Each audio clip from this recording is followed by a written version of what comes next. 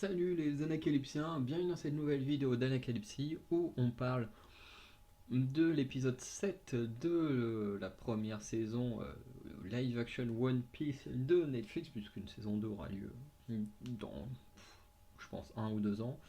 Euh, ouais, même peut-être plus que ça. Vu le temps qu'a mis déjà la suite de Squid Game ou de Sweet Home, ce genre de séries qui ne sont toujours pas sorties, hein, mais que ça fait un moment qu'on annonce les suites. Je pense que pour One Piece, on peut quand même attendre au moins, je pense, au moins 2 bonnes années à mon avis. Bref. On va parler de cet épisode 7 qui se nomme La fille au tatouage de poisson-ci.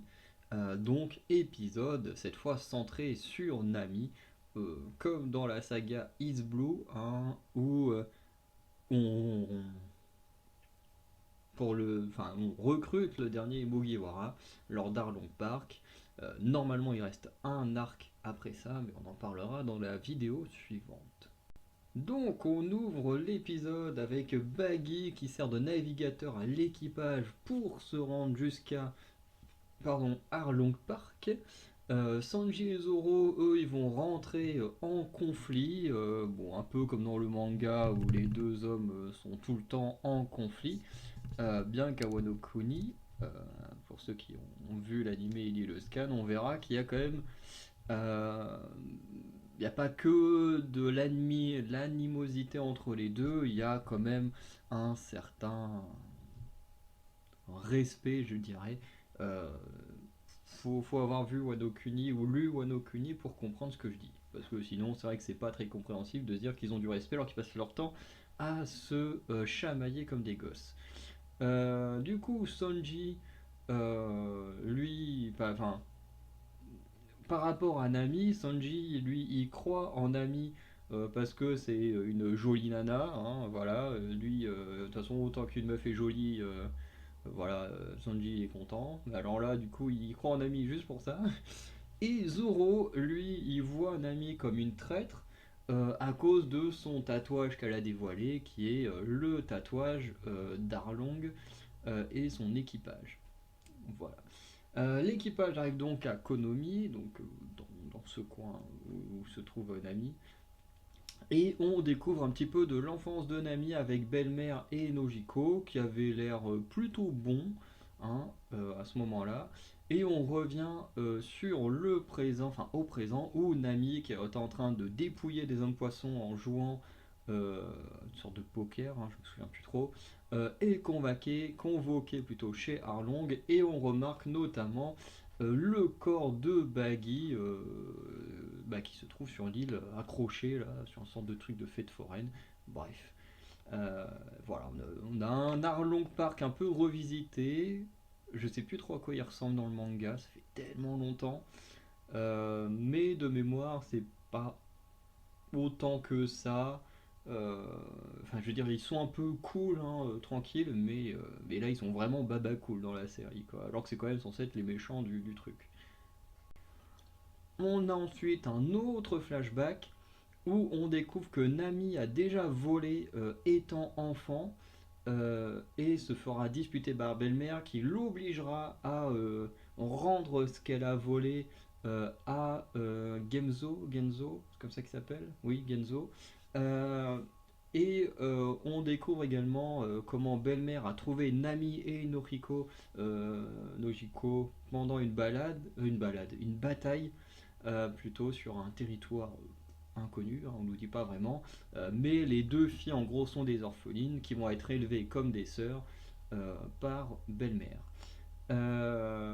À côté de ça, on revient au présent avec Arlong qui va venir féliciter Nami pour ses cartes et cette dernière va mentionner un accord. Donc je crois qu'elle en parle un peu plus tard. Arlong nous apprend que lui veut conquérir Blue, qu'ensuite après avoir conquis Blue, il veut conquérir Grand Line et ensuite conquérir toutes les mers du monde entier, donc le Nouveau Monde, Blue, pas East Blue mais West Blue, South Blue, North Blue, enfin bref partout. Voilà. Alors quand on lit le manga et qu'on a vu l'animé, forcément, qu'on arrive à Arlong, on se dit ah ouais, effectivement. Alors dans le manga, je crois pas qu'il y ait vraiment de côté où il veut conquérir toutes les mers. C'est vraiment un mec qui est juste une haine des humains et qui veut surtout dominer les humains. Je crois pas que dans le manga il y ait cette nuance de conquérir toutes les mers. Je peux me tromper encore une fois. La saga Is Blue a plus de 20 ans, donc c'est compliqué de se souvenir de tout. Voilà. Et, qu'est-ce que je voulais dire? Oui, quand on connaît Arlong, au moment où on arrive à lui sans connaître la suite, c'est vrai qu'on se dit ah ouais, le mec il a l'air puissant, machin et tout. Par contre, effectivement, là, par exemple, quand on voit ce qu'il y a à Grand Line ou dans le Nouveau Monde, on se dit ok, il a intérêt à s'accrocher pour maintenir son rêve, le petit Arlong. Bref. Ensuite, Arlong décide d'envoyer Nami à Kokoyashi, qui est son propre village où elle a été élevée, pour récupérer l'argent que le village doit à Arlong à des dates assez régulières. On revient par la suite sur Garp et ses hommes qui viendront au Baratie. Alors encore une fois, Garp et tout, on s'en fout franchement de leur histoire. Je veux dire, c'est cool de les voir, mais leur histoire, on s'en fout un peu, c'est pas eux les héros. En plus, c'est juste pour savoir où Luffy est parti. Du coup, t'as un échange entre deux légendes de l'univers One Piece, entre Zeph au pied rouge, qui était un gros nom de la piraterie avant de perdre sa jambe, et Garp, qui est un héros de la marine. Mais à part ça, à part se dire pour les gros fans un peu neuneux que ça, oh là là, c'est trop bien, Garp et Zeph qui se rencontrent. À part ça, c'est pas très utile, parce qu'en plus, Zeph, il va jamais trahir l'équipage de Chapeau de Paille, donc bref, c'est pas très utile les passages avec Garp et tout. Mais du coup, ils viennent bah, questionner Zeph autour de Luffy. Enfin, seulement Zeph il refuse les informations, notamment par rapport à Sanji, hein, parce que si Garp il s'en prend à Luffy, il s'en prend à Sanji au passage.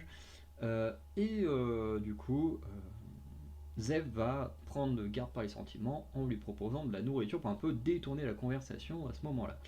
Euh, chose. Alors, c'est très perso, hein, je sais pas si je suis le seul, mais j'ai aucun souvenir que Garp soit une grosse bouffe comme Luffy. Je veux dire, Luffy, on le voit, il a tout le temps de la bouffe, il a tout le temps faim, voilà.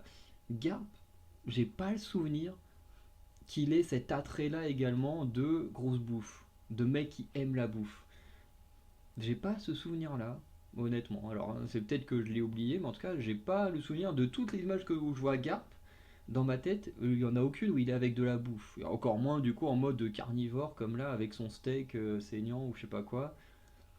Donc, ouais, je sais pas pourquoi on lui a rajouté ce trait, peut-être pour le rapprocher de Luffy, je sais pas. Bref. À côté de ça, Luffy, Zoro, Usopp, Sanji et Baggy vont arriver à Kokoyashi au même moment que Nami est en train de récupérer le tribut du village. Et on repart sur un flashback où Nami est en train de rendre le livre qu'elle a volé à Genzo. Et c'est là qu'Arlong et son équipage vont venir prendre le contrôle de la ville, notamment en attaquant le village et en voulant récupérer un tribut. Du coup, il y a une certaine somme par adulte, certaine somme par enfant, et comme belle-mère a tenté de cacher les filles, euh, non, ça c'est un peu plus tard. Je reviendrai dessus un peu plus tard, mais bon, vous savez où je veux en venir.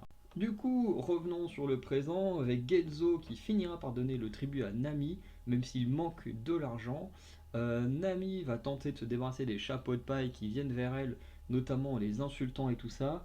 Euh, ce qui, voilà, ce qui marche sur certains en tout cas. Puisque Sanji et Luffy, eux, ils pensent que derrière les paroles de Nami, il se cache quelque chose. De toute façon, Sanji, pour lui, il y a une belle nana, donc comme c'est une belle nana, il faut forcément qu'il la défende. Et Luffy, comme c'est Nami, il refuse de croire que cette dernière puisse la trahir, parce que lui, dans sa tête, c'est mon ami, elle peut pas me trahir. Donc pour Luffy et Sanji, ils sont tous les deux en accord en mode Nami, c'est pas une traître. Elle a des problèmes, il faut l'aider, mais elle veut pas nous le dire, elle se cache derrière ses paroles. À côté de ça, Zoro et Usopp, eux, ils sont blessés plus ou moins parce que Dynami, Ça va peut-être en choquer certains que Zoro puisse être blessé par quelque chose, mais pour moi c'est ça. Zoro, pour lui, voilà, il est le second, il doit avoir un rôle également important, et lui et Usopp sont dans l'idée que Nami est plutôt une traître. Alors dans le manga, de mémoire, c'est un peu différent. Euh, de mémoire, dans le manga, ils comprennent tous que Nami a un problème. Il n'y a pas de distorsion dans l'équipage. Ou du moins, je me souviens pas qu'il y ait une distorsion. Ou alors, ça doit vraiment être très minime. Mais de mémoire, les quatre mecs, quand ils arrivent, c'est vraiment en mode voilà, faut récupérer Nami. On a compris qu'il y a un truc qui allait pas.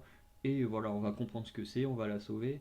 Mais de mémoire, il n'y a pas la même distorsion en mode une moitié et en mode faut sauver Nami et l'autre moitié en mode faut la laisser tomber parce que c'est une traître.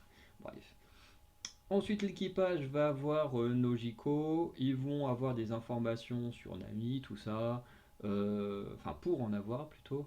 Et Sanji propose du coup un repas contre des informations euh, afin d'apprendre plus de choses sur le passé de Nami qui est plutôt cachotière. Ensuite, on retourne au Baratie avec Zeph qui va défendre Luffy contre Garp en disant qu'il vaut mieux laisser la nouvelle génération de pirates se débrouiller.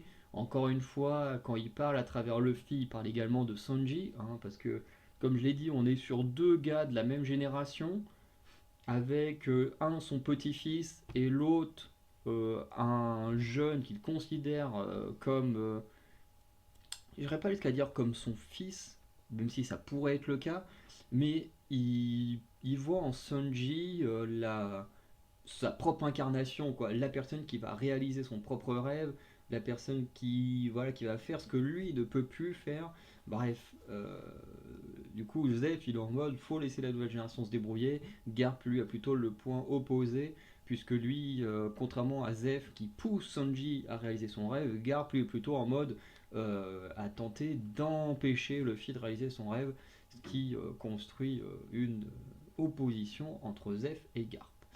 On revient à Kokoyashi, ou plutôt à Konami, avec Nami qui veut discuter avec Arlong du tribut de Kokoyashi et de leur raccord entre les deux.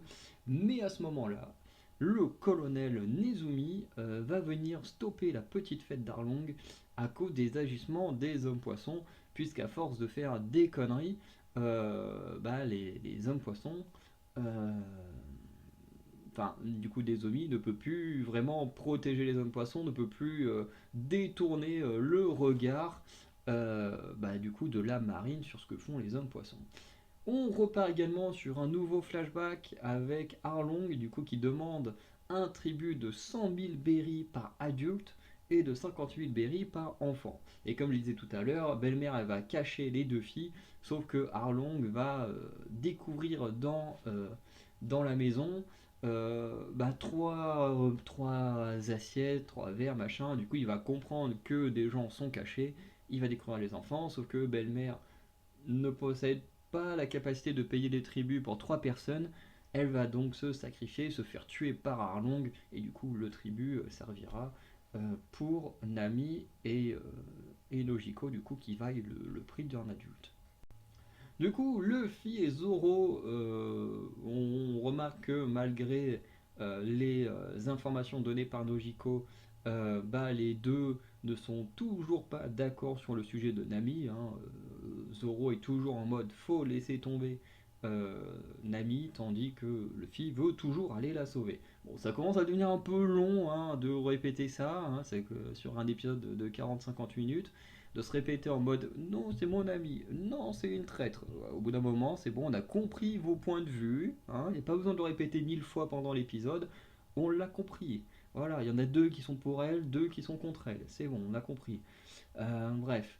Arlong de son côté continue son marché avec Nezumi qui fera l'erreur de dire qu'il est doué d'intelligence et de mentionner Jinbei, Jinbei qui est un des 7 grands corsaires. Ça va mettre Arlong en colère alors qu'il va parler plus ou moins de la façon dont étaient traités les hommes poissons, que eux techniquement ils sont supérieurs, machin, enfin bref. On a compris au bout d'un moment le point de vue d'Arlong, il n'y a pas besoin de le répéter 1000 fois non plus. Euh, du coup, Jinbei, c'est très intéressant qu'on le mentionne maintenant. puisque Jinbei, du coup, on annonce que c'est un des 7 grands corsaires.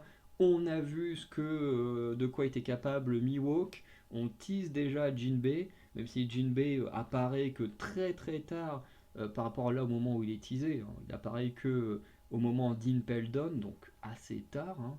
Donc Impel Down, c'est une prison un peu spéciale. Voilà.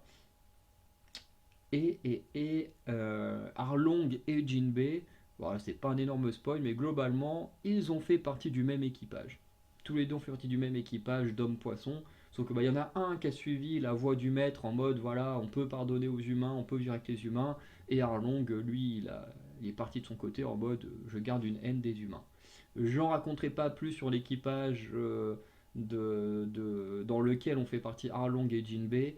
Euh, mais globalement, ils ont tous les deux un point de vue différent par rapport à leur maître et par rapport à leur expérience commune qu'ils ont vécue avec les humains. Voilà. Euh, du coup, Nami annonce enfin son accord, c'est qu'elle a volé 100 millions de berries pour rendre la liberté à son village. Euh, voilà. Et du coup, du coup, on va revenir dessus un peu plus tard. À cause de ça, chez Garp, du coup, on revient du côté de chez Garp, du coup, à cause de l'alcool, Kobe va avouer le secret à Hermep que Garp est le grand-père de Luffy. Bon, voilà, en soi, hein, c'est plus pour nous en tant que spectateurs, c'est plus vraiment un secret puisqu'on l'a déjà découvert il y a 3 épisodes au moins. Mais du coup, Hermep devient au courant de ce petit détail. Du coup, on revient encore et encore sur Zeph et Garp. Hein. Encore une fois, c'est des trucs qui auraient pu être enlevés, qui servent pas à grand chose. Du coup, Zeph qui continue à parler, mais on va mentionner Luffy en disant que ce dernier lui fait penser à Rogers. Et Garp, du coup, refuse que Luffy finisse comme lui, puisque on a bien vu au tout début de l'épisode 1 que Rogers a fini mort, enfin exécuté plutôt. Ça revient au fait de mourir, hein, mais c'est juste que j'allais pas dire la même chose. Bref. Et du coup, forcément, Garp, en fait, en menant Luffy dans la marine, il pense que ça aurait empêché Luffy d'avoir le même destin que Rogers. Sauf que même s'il emmène Luffy dans la marine, ça n'empêcherait pas que Luffy aurait pu, dans une bataille ou dans un affrontement, se faire tuer par un pirate. Donc, on comprend qu'il essaye de protéger sa famille, mais Garp le fait extrêmement mal. Hein. Il est très très nul comme grand-père. Hein. J'aimerais pas l'avoir comme grand-père. Enfin, du moins, celui du manga, oui, ça peut aller. Celui de la série télé, jamais je lui comme mon grand-père. Hein. On dirait même pas le Garp. Hein. Bref. Du coup, même si Zeph ne vend pas la mèche de l'endroit où se rendent les chapeaux de paille, l'un de ses serveurs, du coup, qui était avec Kobe et Hermep, du coup, lui, il va, sans le vouloir, réellement vendre la mèche, ce qui va permettre à Garp et ses hommes de repartir vers Kokoyashi. Ouais, je crois que c'est ça le nom de l'archipel. Euh, du coup, on revient sur Nami qui va vouloir récupérer son or près de la tombe de Belle-Mère, mais il sera interrompu par Nojiko, il y aura une petite dispute à nouveau entre eux, et on repart dans un flashback où Nami va d'elle-même retrouver Arlong euh, en dessinant des cartes et proposer du coup de racheter le village pour 100 millions de berries, donc en gros donc voilà, en gros, elle dessine des cartes pour Arlong.